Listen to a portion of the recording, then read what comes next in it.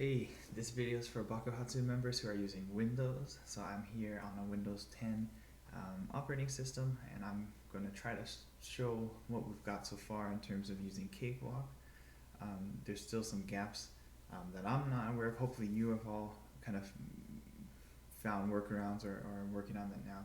But in this video, we're going to talk about just basics, loading up instrument software and inputting Midi data and editing Midi data. That's basically what we're going to try to cover here. All right. So you can see we have Cakewalk open here, and so first let's add. I just opened a blank project. That's what's happened so far. I'm going to create a new track, and so we have two options. We can use an audio track that's going to capture audio data from a microphone or MIDI instrument data, and that's what we'll be doing. The important things here is for our instrument, we want to select Sforzando, or I think you've installed this. This is what Vince had identified as a good MIDI player that had a sound pack that we were interested in. So if you haven't installed that yet, that's probably a different thing we can work on. You can also, I think built in with the installation, there's some instrument packs, but I think there were some options that you could install a bare minimum software or one that had the instrument packs. And I think one of the questions I got, I think someone had just installed just the bare minimum and they didn't have these. So you can install these the same way we installed Sforzando. So yeah, but we'll work on that if that's the issue. But let's say we've installed our MIDI kind of player. Now we're going to tell it what's inputting MIDI data, and in this case I have MIDI controller, and so I'm going to go through my MPK Mini and say Omni, which is just kind of all channels. I think if you're using multiple MIDI controllers, you might have to specify channel, but Omni will work for that. If you don't have a MIDI controller or keyboard, you can just select virtual controller and then MIDI Omni. Okay, so I'm gonna just pop open here the virtual controller, even though I'm inputting data on my my MIDI controller, so that we can see this will pop up if you've selected to show the virtual controller, and if you're inputting using a virtual controller. If you forgot to click that and you need it to appear again, it's going to be here in Views, Virtual Controllers, Computer Keyboard. Yeah, and that's this here. So you'll notice whether I play on my keyboard or if I hit the keys on the virtual controller, I don't hear anything, and that's because we haven't told it what it's playing, or we're sending just numbers, right? But there's no voice associated with that, right? So we're gonna open up. So this is our MIDI player, right? So we're using Sforzando. We could use another software, but this is the one that I think we were gonna use. And then I have this preset here. If you haven't already set up a preset, what you'll do is, this would have no instrument selected. You would go to import, and then you would navigate to wherever you downloaded the instrument pack. In my case, that is a folder called Sound Fonts it's just having documents. Maybe I should have nested this under BandLab. You can organize your files in a way that makes sense to you. When you install a pack, it'll have sometimes it'll have maybe multiple folders or stuff. It'll probably have some documentation for you to read, but it's this SFZ file that our sounds are in. Okay, so then we would click this and we'd open that up. Okay, and then we might want to save that as a preset. I already have a preset, but you give it a name first, call it something, and then click that and you'll save a preset. Just make it easier next time you want to open it up, right? Okay, so now you see that a lot of these notes are blacked out, but some of them have values associated to them, sounds associated to them. And so we can access that by playing either, if we're just inputting on our virtual controller, we can kind of see I'm hitting my G key, it's hitting this G note, and I'm getting a sound produced. If I'm up an octave here on my controller, but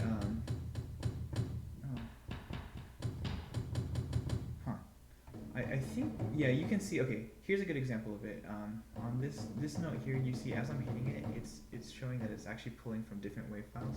This is an example of something that's called, I think, round robin sampling. So for each of these recordings that they made, they actually took multiple recordings for the same kind of hit at the same like kind of velocity range, so that when you're pulling that from the database, like it avoids kind of that machine gun or like rapid sampling effect, because they're just different audio files. I guess that's not true with all of them. It looks like this is just the same note. And you hear if I like smack it real fast, it's kind of machine gunny. Versus if I hit this one, it's actually sampling two different sounds, so it sounds a bit more natural. So that's kind of something cool you can see in this instrument pack. That's something that we don't have in our other one, I believe, the one that the Mac OS users are using. But that's going to be just depending on whatever you downloaded for your instrument pack.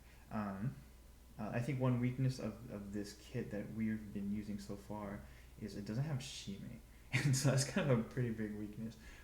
And so hopefully, you please let me know what you've been using to get around it, if you're pitch shifting or if you found a different pack. That's something I can look into, but I haven't at this point. Okay, so anything else about this? Oh, I think for this pack, another nice thing is, so these are actually the same note. It the sharp of F and the G sharp here, but I think this is true for all of them. It's the same note so that you can play pretty fast.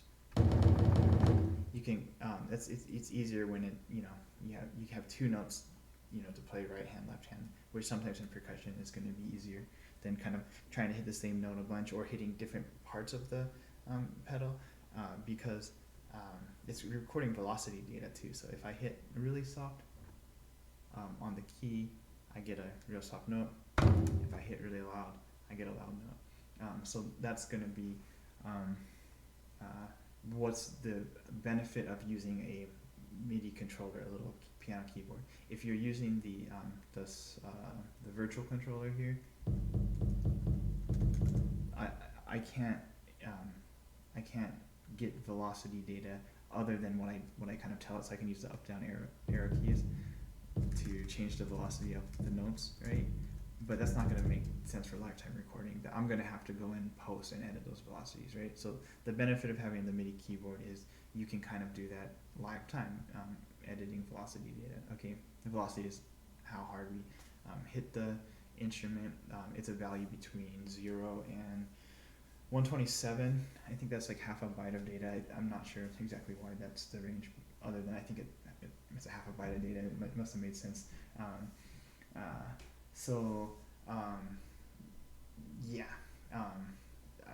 What's happening is that you have actually different recorded sounds. I don't think there's not 127, but you have a quiet taiko hit, you have a louder hit, like really loud hit kind of, and then I think within ranges it's algorithmically kind of making them louder or softer, right? I think that's what's going on.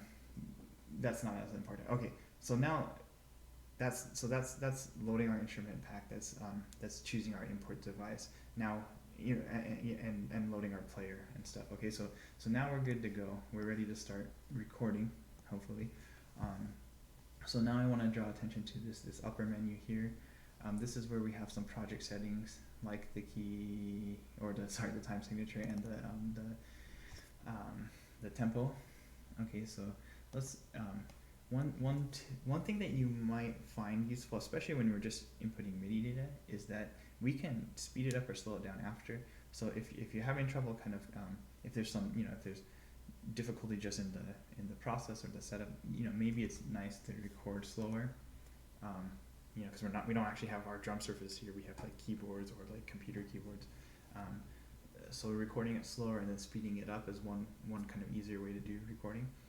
So that'll work for when you're recording MIDI data. If you're recording audio data, or like like microphone, like if I wanted to get myself singing or like doing kuchishoga, that's going to be a bit trickier when we start changing tempo.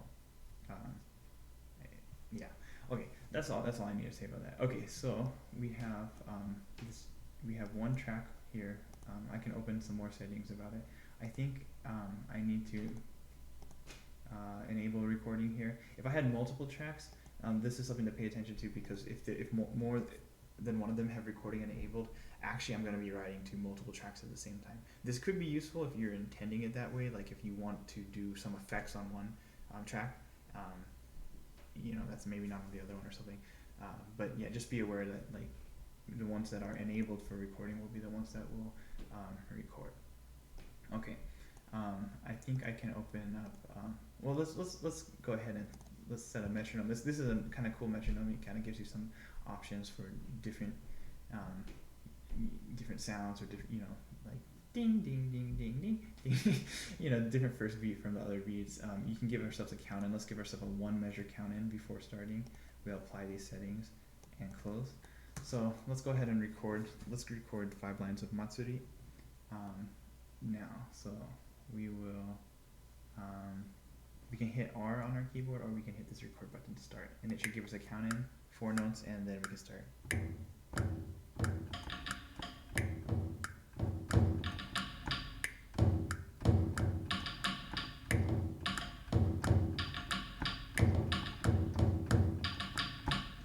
Okay, so I laid down 5 lines of Matsuri, 5 measures there.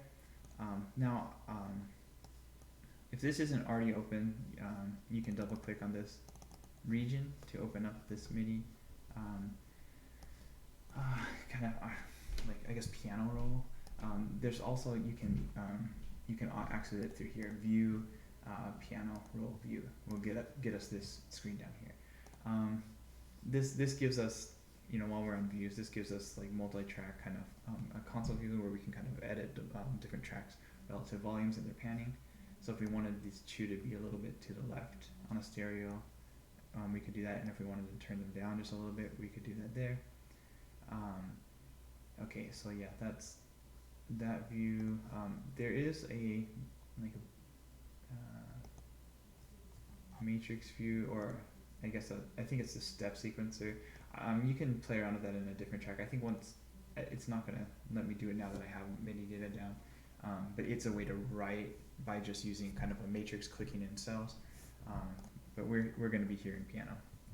Okay, so let's go ahead and let's give it a playback. We can do that by we can move our playback marker either up here or down here, and you'll see once I move it down here, it's going to move it up there. It's marking the same place and time. These are just kind of a project view and a kind of a more localized view, and I can change the magnification independently of these. So if I have a lot of stuff going on in my track, I might want to see stuff going up there in the project, but I might want a more local region down here. So a couple things about what I'm seeing down here. I'm seeing both the placement of the notes, or what notes were hit and where in time. Like, on the first beat of the first measure, we hear this done. The second beat, that was also a done, but remember I have 2 dones. 2 of my keys are the same thing. The duration of the notes is also recorded here. You're noticing that, I guess, on the piano, I'm just naturally holding that down a bit. Like, that might affect, depending on how the instrument works. Like with percussion, sometimes I forgot the documentation of this. I think for some of the hits, if you leave it down versus pull it off, like it mutes faster. But you have to play around with that. Yeah, so let's go ahead and listen to it. If we want to hear it with the metronome, we can turn on that metronome during playback. Let's listen.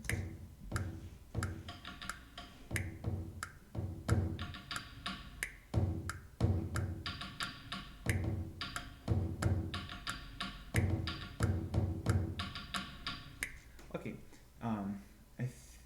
yeah, so that's that. I think, okay, shoot, I think it'll just keep playing. You can make it loop, I'm pretty sure. I'll be honest, I don't know that one right now. Here, I think this is the, yeah, okay, so now it's this yellow. If I drag the extent of this yellow thing, that is what we'll loop. You'll notice that when it gets to the end of this, it's going to take us back to measure 1. Okay, so now a couple things. Once we've got to this stage, that's cool. I'm going to close this for now just so we can see more. I'm going to just give us a little bit more space to work with. We can select notes, erase them, draw them with this these tools up here. The smart one kind of lets you do a lot of stuff at once. Like you can see, depending on where I hold over on the note, I can extend. Ooh, they're all selected. Sorry, let me not select them all. This one note, I can extend it by dragging the back of it. Let me undo that. I can move the front of the note. I can move or change the note by when I get this like 4-way arrow thing. It just lets me click and drag. Or lastly, I can what can I do? I can change the so this one lets me change the velocity kind of easy. You see, as I click and drag down, it changes the velocity indicator at the bottom. This should be, I think this is normally set to velocity. I think you could make it other things, but that's probably the one you're gonna want to use. Oops. I don't know what this green thing is actually. But okay, we want it. Okay. Okay, so let's go ahead and select. So that's this tool, or we could do Control All or A selects all our notes if we want to do that. If we don't, we can just make sure we're in the selector tool, grab all these notes here, and so let's do something called quantizing. So it means I didn't play it perfectly right. A little early, you can see like this note's a bit early, this note's early. If I want to make it so they snap to the closest alignment marker, I can do that by, I think, going to Process, Quantize, and then selecting kind of a duration that makes sense to quantize that. So in this case, 16 counts will be the we can't go longer than that, or we won't actually capture what we've put down, right? You notice if I say go to the nearest eighth note, our karakaka becomes ka ka ka, right? So let me undo that. If I quantize too fast, right? If I say like I meant what I did other than 30 seconds, or you can see like it's still is a bit off, right? Like some of the cases what am I trying to say? It's not going to be as efficient if it's not going to get you what you want to if you choose too fast of a quantize. So you're going to want to do something that makes sense. In the meter, you have to think about the meter just a little bit here. So in this case, it's the 16th note. Generally, I think we're probably not going to go much deeper than that. But you could, right? Depending on what you're writing and stuff, and depending on how you're interpreting the tempo and the meter together. Because remember that we're counting this measure as 4 counts. 1, 2, 3, 4, dong, dong, dong, ga, ga, ga. If you have a vastly different interpretation, like if you're doing it as, I don't know, like dong, dong, dong, ka, da, ka, ka, then that's going to be different too. So you do have to think about meter just a bit. Okay. Then lastly, I think one thing that after you lay something down, you're probably going to want to look at velocity. Look, I was pretty timid at the beginning. Like, also just like hitting it on a piano is different. If you're hitting on the keyboard, these are all going to be the same. So you're going to need to give it some kind of direction. Will let me do it from down here? Oh my goodness. Maybe I just have to, I can just select my edit one. And then I can just, when I grab a note, then I just move up or down on my mouse to change the velocities here. So I think generally you kind of want to avoid maybe like making everything like the highest part of its dynamic range. Oh, maybe it's a bit longer too. Maybe if I wanted to make this kind of nice too. I would make. I won't do it for you, but like you might want to make these longer notes if you know if that matters for the sound. I think it's very easy to kind of maybe forget dynamics when inputting MIDI. So I think it's nice to at least kind of go, give it some consideration. Try not to, maybe overuse the high end of the range, because I think that's just kind of like hitting the instrument the hardest you can every time, right? You kind of want to reserve that for some emphasis. Also, just kind of it's a much kind of harsher sound a lot of times. So I think even for kind of a solid dong, it's not necessarily 127 even. And the karakaka, it's a different. It's a different sound sample, but you might want to just play around with it. Oops, you could do it that way if you're on your keyboard. Where's my? It's the up or down keys. So, oops. And then the left and right keys let me change octaves. So where's our? I thought we. Oh, there you go. Okay, so you can hit down on the arrow pad, and then like kind of listen to the different sounds that way. Okay. All right. So I think just for the sake of this video, I won't necessarily go do that all here, but I would think that's something you might want to do. Let's see. One thing I wanted to say about quantizing is, like, let's say, okay, I'm gonna we might be able to get two things out of the way. Oh wait, cut. Why is that? Oh, okay. I guess I just didn't think the region was. What the heck? Okay, I guess I can just change whatever length the region I want it to be by dragging this. So that's just that MIDI region up there. Okay, I'm gonna let's say we wanted to now lay down another track, or sorry, another like part of the song on the same instrument. So I can just go to where I want to start recording, and I can just record again. I'm gonna lay down a pattern that we'll use triplets. So we'll investigate quantizing triplets real quick. And then we'll lay down another track under this. Okay, let's get going with that. So let's do.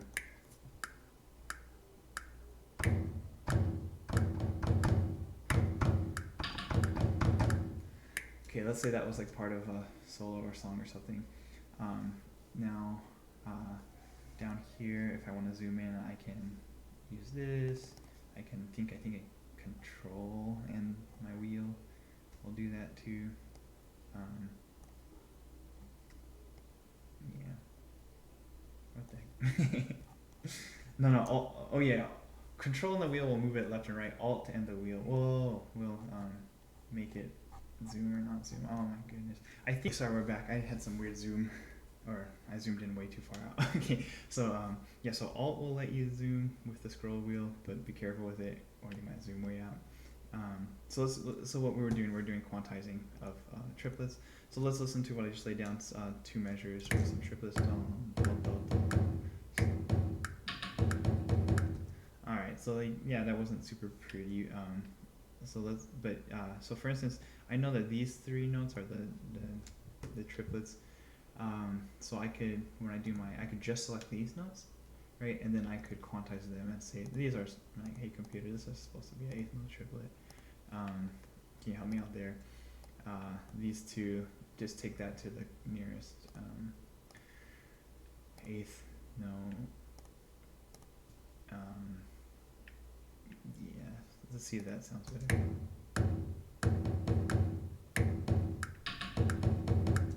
It's got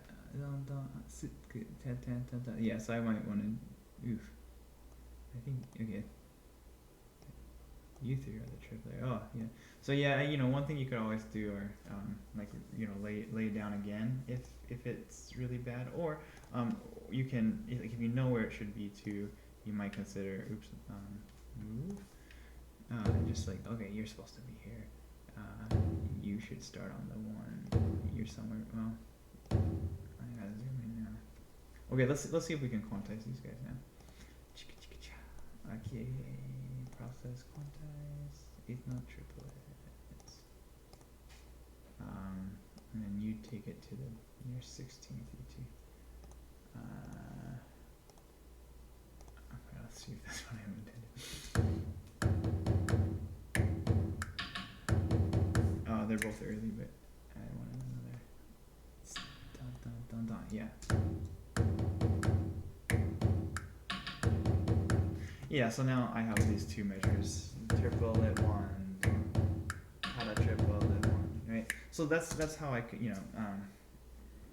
that's going to be helpful for knowing kind of that you can selectively quantize notes, okay? All right, so we can, one thing that we might also want, I'm not as familiar with these controls, I'm sorry. Okay, so I've zoomed out a bit. I can copy regions to, also if this is too big or if I have multiple ones, I can make this smaller. I can change the size of these windows and stuff. So let's say it's like, oh yeah, I like that. I just want to, I want to play that again. There's also various options to let you, oh shoot. So yeah, I can just move a region. I think I can, using that smart command, like I can extend the length of a region, similar to down here. When I'm using this controller, I can control multiple aspects of my selection, or I can specify what I'm trying to do. So let's go ahead and select this one. I'll copy it. I'll go to measure 8, and let's say I just wanted to play that 3 times, right? I could just copy that region.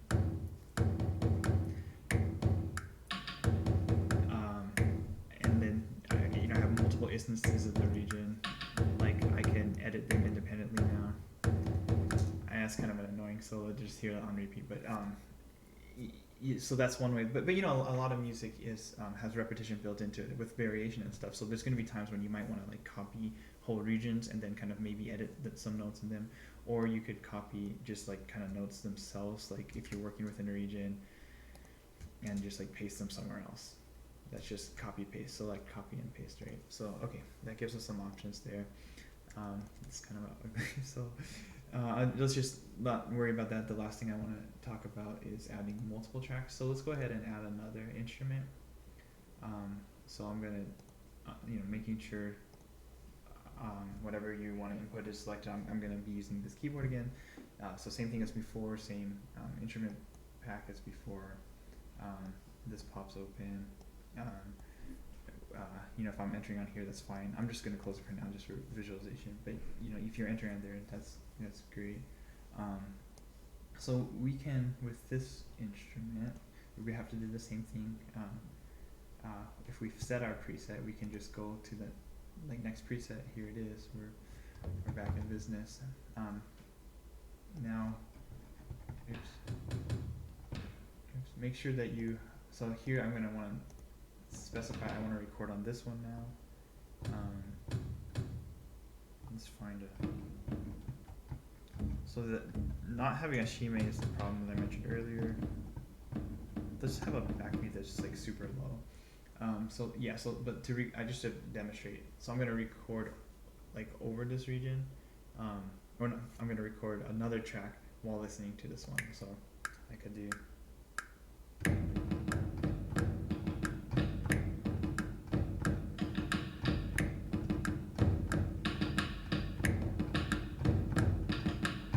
And then let's say, I can just loop that.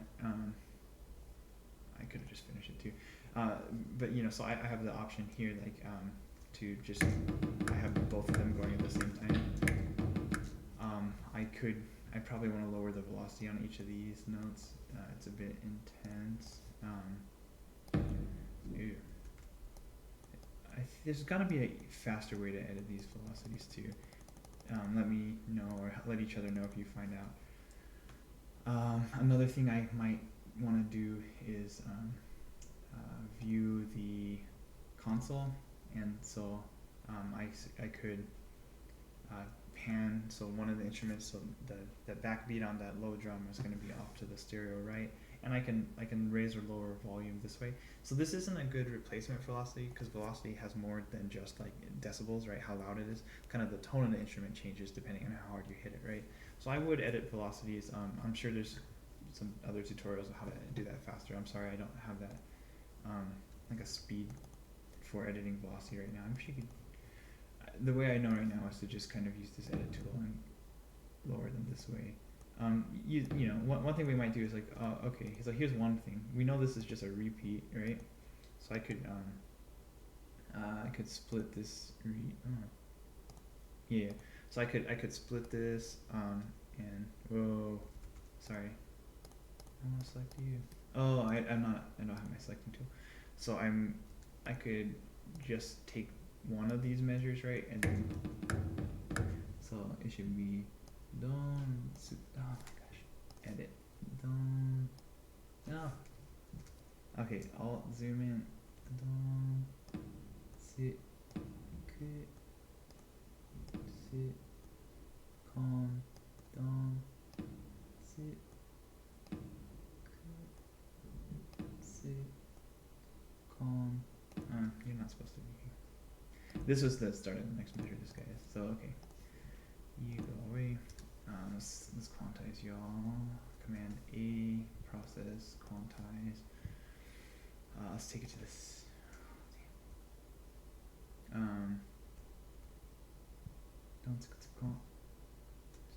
Oh. Oh, actually, we do have to. Sorry. This is going to be.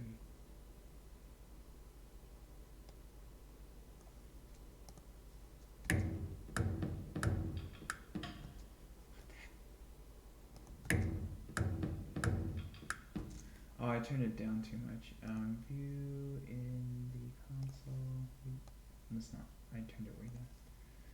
Let's not do that. And go back to the piano. Well, yeah. Yeah. That's not very pretty. Alright, so this gives us an opportunity to explore looping on the right side, I guess. That so we chose that we just wanted to loop this section, and so if we want to do that and just be able to just loop it, I mean, one thing we could do, copy this region, right, paste it, but that's not very like fun, efficient. I think what we can do is say we want to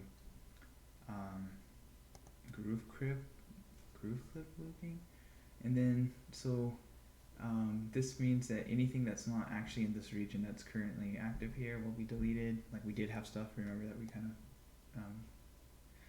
of didn't use, so we'll say yeah, we don't want it. And then I think when we drag this, it'll let us loop this region for like as many iterations as we want. And so that's a quick way to just like to lay down the backbeat there.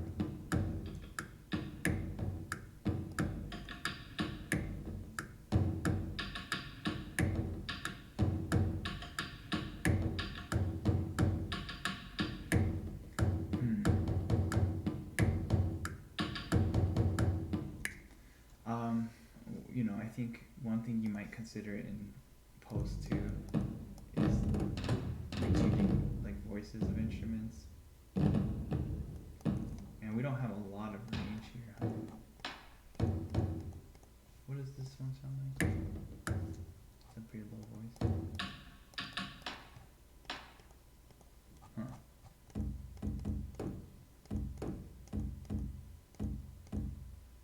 Yeah, we could move everything. Maybe that sounds better, right? Like, so, yeah.